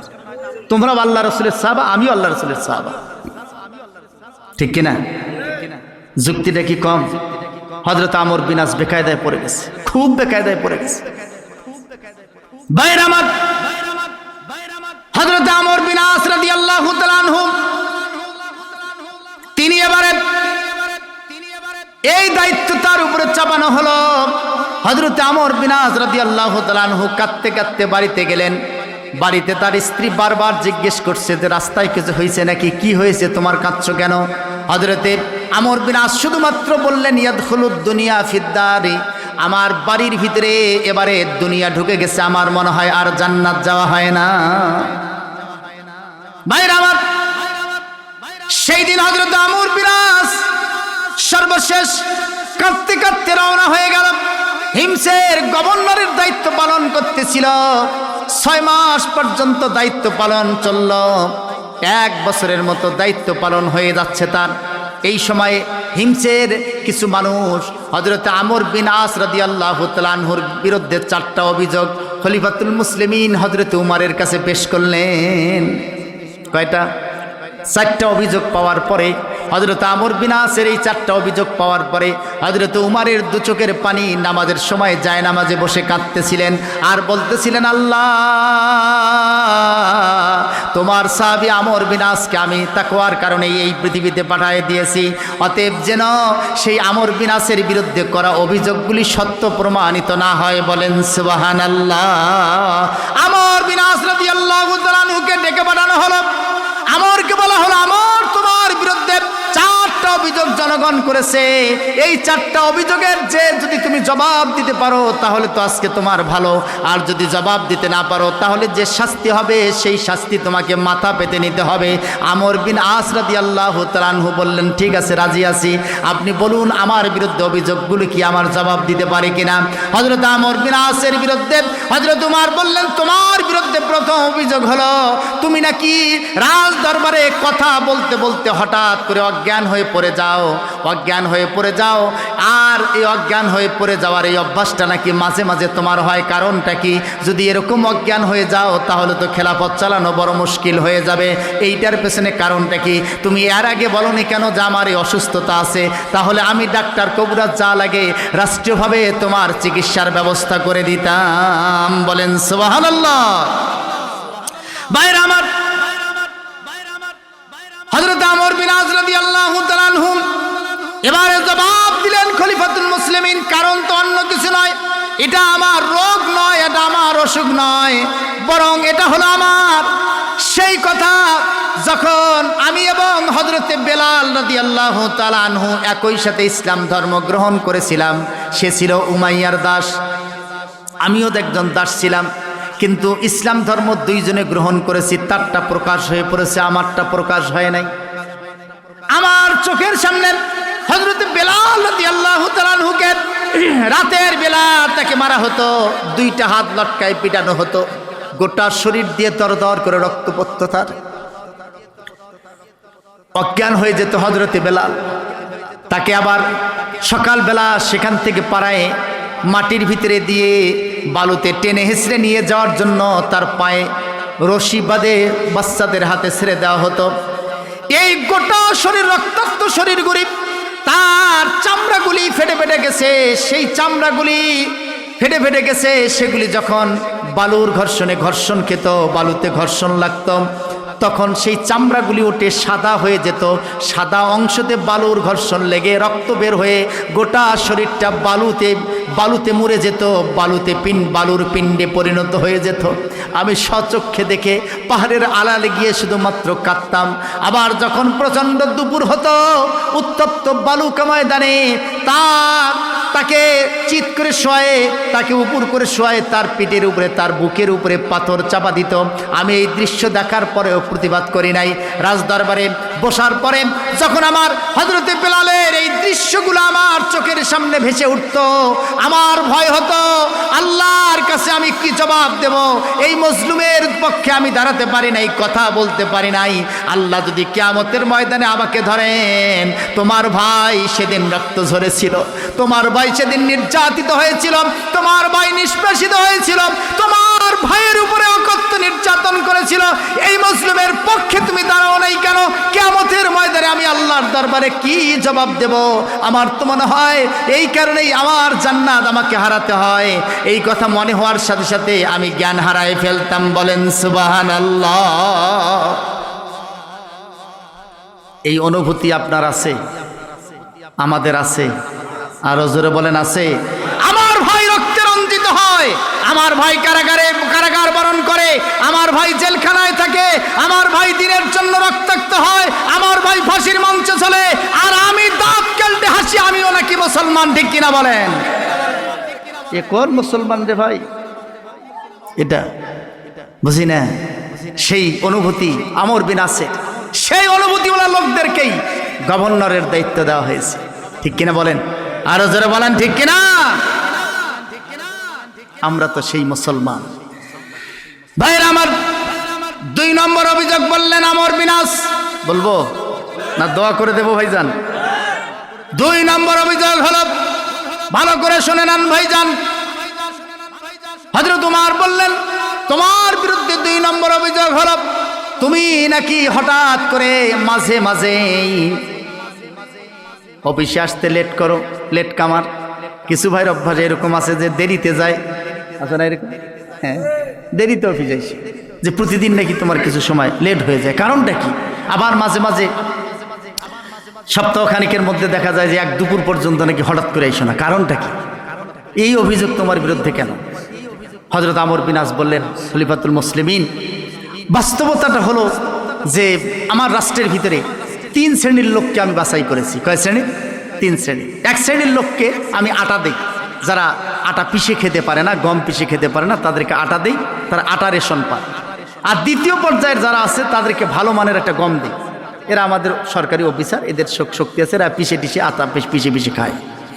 আর তৃতীয় হচ্ছে যে একটু কম মানের গম, যেগুলোর মান একটু কম, পোকা টোকা ধরা আছে, এই একটা রেশন আমি চালু করেছি। 3টা চালু আছে। এই 3টার মধ্যে আমার ভাগে যেটা পড়েছে সেটা ওই পোকাওয়ালা গম, ওইটা আমার ভাগে পড়েছে। গম পড়েছে, আটা পড়ে নাই।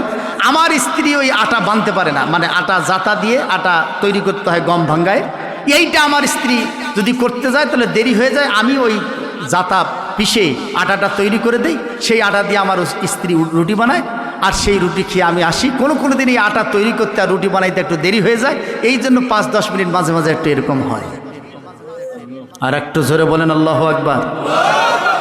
খলিফাতুল মুসলিমিন বললেন যে সপ্তাহে হঠাৎ করে একদিন তোমার এরকম হয় কেন?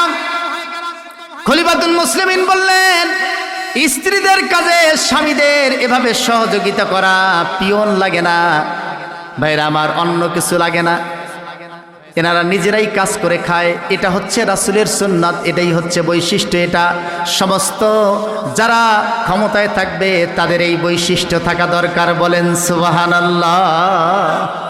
খলিফাতুল মুসলিমিন বললেন, হঠাৎ করে একদিন অনুপস্থিত থাকো, এক দুপুর কারণটা কি?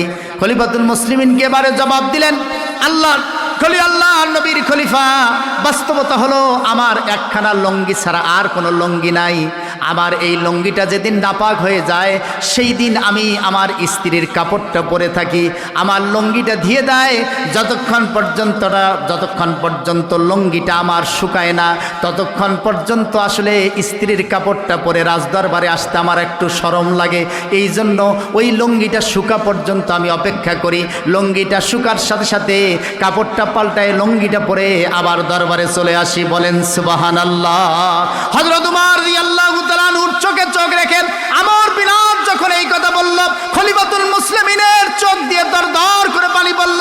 হযরতে আমর বিন আসকে বুকে জড়ায় ধরে দীর্ঘ সময় শুধু চোখের পানি ফেললো আর বলল, আল্লাহ, হিমসের গভর্নর হিসাবে উপযুক্ত একজন মানুষকে আমি দিয়েছি, উপযুক্ত একজন মানুষকে আমি দিয়েছি যার একটা মাত্র লুঙ্গি, অথচ একজন গভর্নর, একজন রাষ্ট্রপ্রধান, লুঙ্গি কয়খানা? একখানা লুঙ্গি। একখানা লুঙ্গি। আমাদের শুধু ক্ষমতাসীন যারা আছে তারাই শুধু না, যারা ওদের ছত্র ছায়ায় আছে, ক্যাসিনো ব্যবসা করে, এরাও তো হাজার হাজার কোটি টাকার মালিক, ঠিক কিনা বলেন? কি কাণ্ড ভাইরা মাত। তৃতীয় নম্বর প্রশ্ন বলল যে তোমার বিরুদ্ধে তৃতীয় অভিযোগটা হলো, চতুর্থ নম্বর অভিযোগটা হলো যে তোমাকে নাকি এশার পরে ফজর পর্যন্ত আর ডাকাইলেও পাওয়া যায় না। কারণটা কি? মানে বাড়ির ভিতরে একবার ঢোকে, ফজরের আগে আর বের হয় না, ডাকলেও বের হয় না। ভাইরা আমার, হযরত আমর বিন আসের জবাবটা অবাক করা জবাব দিয়ে দিলেন। বললেন, খলিফাতুল মুসলিমিন, যেই দিন থেকে আমাকে দায়িত্ব আপনি দিয়েছেন সেই দিন থেকে আজ পর্যন্ত আমি দিন এবং রাতের এই 24 ঘন্টাকে ভাগ করে ফেলেছি। 24 ঘন্টাকে ভাগ করে ফেলেছি। সকাল থেকে অফিসের সময় থেকে এশা পর্যন্ত জনগণের জন্য আমি কাজ করব, এটা নিয়ত করেছি। আর এশা থেকে ফজর পর্যন্ত আমার দেশের জনগণের কল্যাণের জন্য আল্লাহর কাজ করব। আল্লাহর নফল নামাজ পড়ে শুধু জনগণের কল্যাণের জন্য আল্লাহর কাছে দোয়া করি, আল্লাহ যেন আমার দেশের জনগণকে ভালো রাখেন, সুস্থ রাখেন। আল্লাহ যেন আমার জনগণকে শান্তিতে রাখেন, সুখে রাখেন। এই জন্য ফজর পর্যন্ত আল্লাহর কাছে দোয়া করতে থাকি। ফজরের নামাজ পড়ার পরে 2 থেকে 3 ঘন্টার মতো ঘুমাই। আবার উঠার পরে ওই আটা তৈরি করে আটা দিয়ে রুটি খেয়ে আবার অফিসের দিকে চলে যাই। ফজর থেকে, এশা থেকে ফজর পর্যন্ত দেশের জনগণের জন্য। কার কাছে চায়? আরো জোরে বলেন, কার কাছে? এইটা হলো ইসলামী রাজনীতি। এটা কি ইসলামী রাজনীতি? রাত প্রায় তো 1টা বেজেই যাচ্ছে, কোনো 1টা বেজে গেছে। অতএব যে ভাইরা এখনো বাইরে আছেন, ভিতরে এসে দোয়ায় শরীক হবেন। আমরা এখন দোয়া করব। আল্লাহুম্মা আমিন।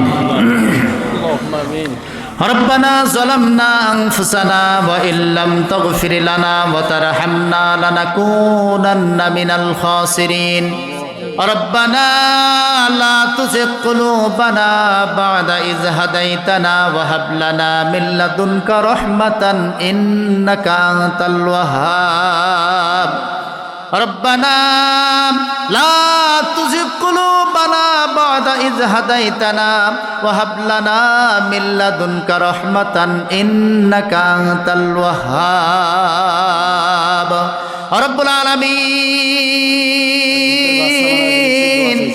গভীর রজনীতে তোমার বান্দা বান্দীদেরকে নিয়ে কাঙ্গালের মতো, ভিক্ষুকের মতো তোমার দরবারে দুখানা হাত পেতে দিয়েছি। আল্লাহ, আজকের মাহফিলের যাবতীয় আয়োজনকে তুমি কবুল আর মঞ্জুর করে নাও রব্বুল আলামিন। ইন্তজাম করতে গিয়ে যারা শ্রম দিয়েছে, মেধা দিয়েছে, অর্থ দিয়েছে, বুদ্ধি দিয়েছে, আল্লাহ তাআলা দান করেছে, সহযোগিতা করেছে, রব্বুল আলামিন শুনতে এসেছে।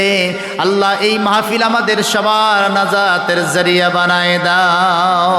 আমাদের জিন্দেগির গুনাহ খাতা তুমি মাফ করে দাও, আমাদের পরিবারের সবার জীবনের গুনাহ খাতা মাফ করে দাও রব্বুল আলামিন। আল্লাহ তাআলা এর সফখানি জনাব মুহাম্মদ রাসূল সাল্লাল্লাহু আলাইহি ওয়াসাল্লামের রূহ মুবারকে পৌঁছায় দাও। আম্বিয়া ইকরাম, সাহাবা ইকরাম, তাবেঈন, খোলাফায়ে রাশিদিন, দ্বীন মুস্তাহিদিন, উলামা ফুকাহাদের আরওয়াহ পাকে পৌঁছায় দাও রব্বুল আলামিন। আমাদের যাদের মা, আমাদের যাদের বাবা বাড়ির পাশে অন্ধকার কবরে শুয়ে আছে, আল্লাহ রব্বুল আলামিন আমাদের মা বাবা কবরে কি অবস্থায় রয়েছে আমরা জানি না।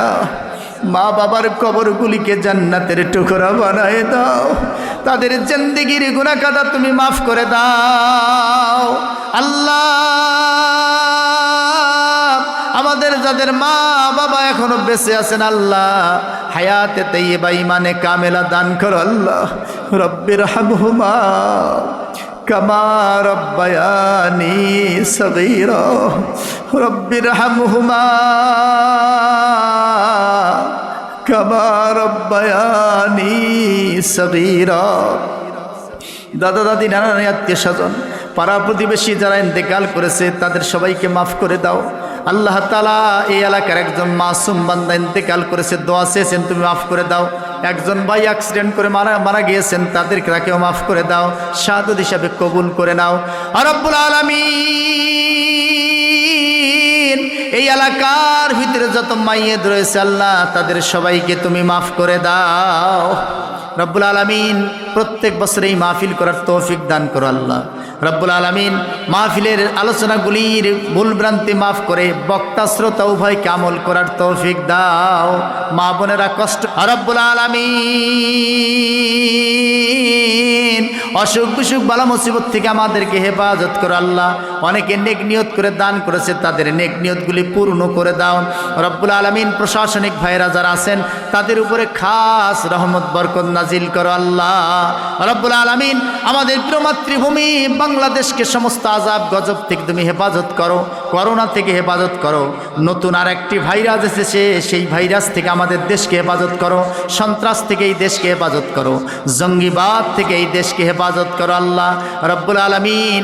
আল্লাহ তাআলা তোমার এই জমিনে তোমার দ্বীন কায়েমের উপযোগী পরিবেশ বানায় দাও। সমস্ত আলেম ওলামাদেরকে হেফাজত করো আল্লাহ। আন্তর্জাতিক দুনিয়ার সমস্ত মজলুম মুসলমানদেরকে হেফাজত করো আল্লাহ রব্বানা। أفرغ علينا صبرا وثبت أقدامنا وانصرنا على القوم الكافرين. تقبل منا إنك أنت السميع العليم وتب علينا إنك أنت التواب الرحيم. سبحان ربك رب العزة عما يصفون وسلام على المرسلين والحمد لله رب العالمين ببركة لا إله إلا الله محمد رسول الله صلى الله عليه وسلم. السلام عليكم ورحمة الله.